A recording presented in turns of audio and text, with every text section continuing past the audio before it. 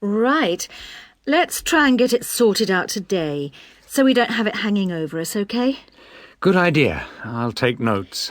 First thing, numbers. Have we got anything definite? Well, I've been working it out, and I think 40 to 43. Shall we put 45 to be on the safe side? Yep, fine. Dates. Well, that's straightforward.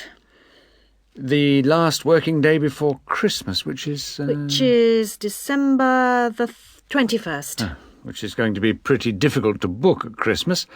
So we'd better think of 2 or 3 places, just to be on the safe side. Well, last year's was hopeless. The Red Lion, wasn't it? Yeah. We ought to go for something more expensive, 'cause You gets what you pay for. That new Indian restaurant in Weatherfield is supposed to be excellent. The Rajdoot. Oh, how do you spell that? Rajdoot.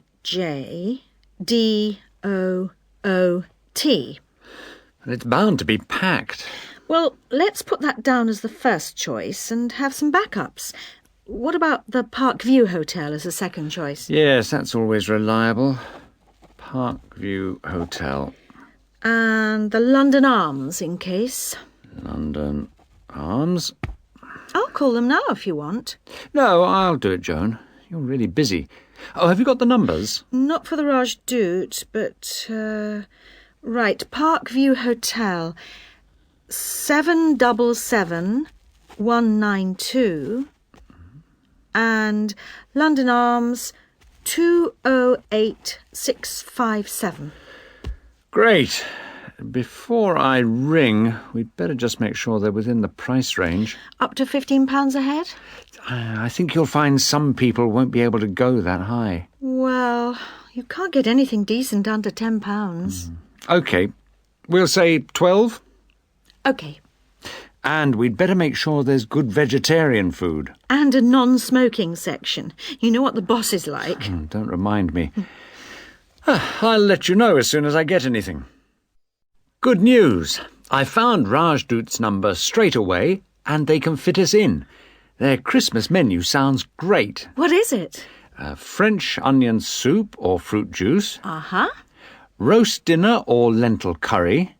Sounds ordinary, but my friend said it was really tasty. Lentil curry. That's unusual. And then for dessert, there's traditional plum pudding or apple pie, plus coffee.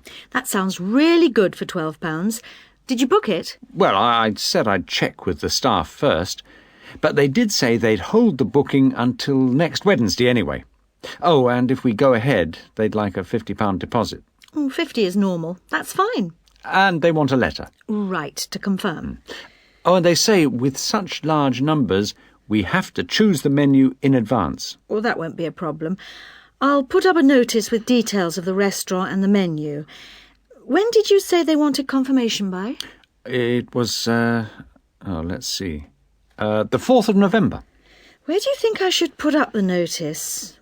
Where everyone's guaranteed to see it? On the cafe notice board, I should think. Hardly anyone looks at that. Well, the newsletter's probably your best bet. Good idea. I'll go and do that now. Track 2. So I'll hand over now to Julie Brooks. Thank you. Welcome to the Sports Centre. It's good to see that there are so many people wanting to find out about our sports facilities. First of all, membership. All students at the college are entitled to become members of the Sports Centre for an annual fee of £9.50. To register with us and get your membership card, you need to come to reception between 2 and 6 p.m, Monday to Thursday.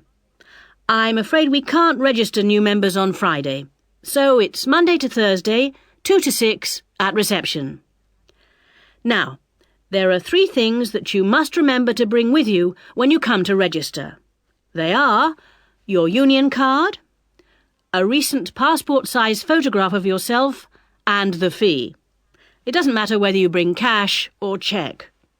We can't issue your card unless you bring all 3, so don't forget. Your union card, passport photo and fee.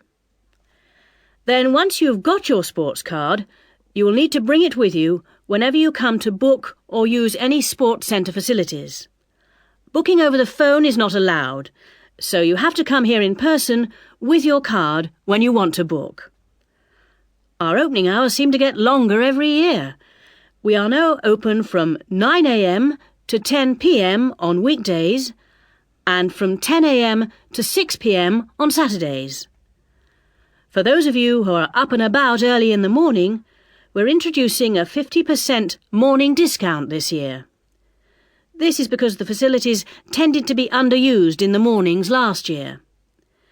It means that all the sessions will be half price between 9 a.m. and 12 noon on weekdays.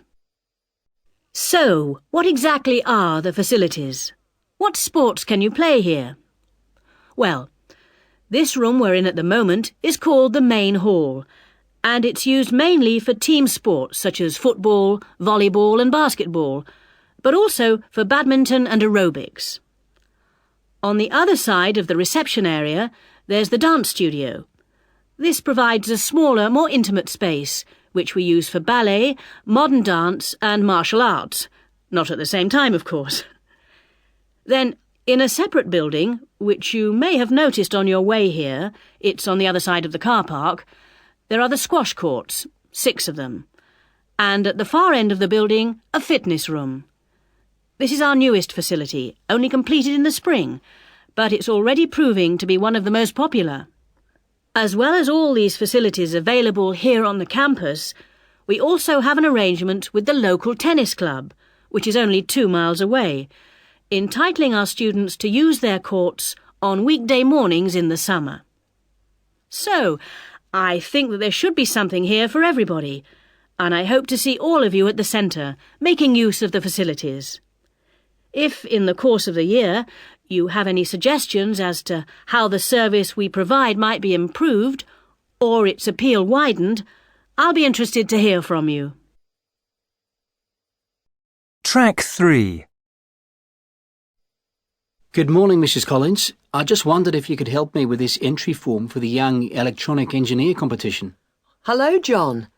Oh, you've made the jigsaw for blind children with the bleeper. When they put a piece in correctly, that's right. OK, let's have a look at the form. Right, thanks. I've never filled in one of these before, so... Well, let's just do it in pencil first. So, name of designers. Well, Anne helped me with some of the electronics work. Then you must put her name in as well. Right. Anne Ray. Sorry, it's A-N-N-E, and her surname is spelt R-E-A. Good start. OK, R-E-A. And age is easy. You're both 16. What have you called the design? Keep it short. What about jigsaw puzzle design for visually handicapped? Too long. Just say blind puzzle. That'll do. OK. Right now, size of equipment? I've got it noted down here. Yes, width is 20 centimetres. OK. Length is 50 centimetres, and then the depth is, well, it's very little. What would you say? I think you can be approximate. I'd say 2.5 centimetres. And the electricity supply? Is it mains operated? No, it isn't. It's actually battery. OK, right, battery. Fine. OK, it's the next bit that I'm really not sure what to put. Well, special features means what is really new about this? You know, suitable for the group you made it for. Well, it's safe for children. That's fine. Put that in. OK. And of course, we think it's educational. Yeah, there you are. You've done it. Anything else? Well, I think the price is good. That's probably the most important factor. OK, cheap price. Which brings us on to the next bit. What's the cost? Well, the pieces we made out of old wood, they cost, $5. And the electrics? They were more expensive, say $9.50. Brilliant. Now, what do they mean by other comments? It's just a chance for you to say anything about the equipment and problems you envisage. Well, we'd really like help with making plastic instead of wooden pieces. Well, put something like, need help to make plastic pieces. OK. And the other thing is, we'd like to develop a range of sizes. Well, that's fine then, just put that. And the last bit is, when will you send the equipment? Well, we've got a lot of work on at the moment, and we want to get it as good as we can.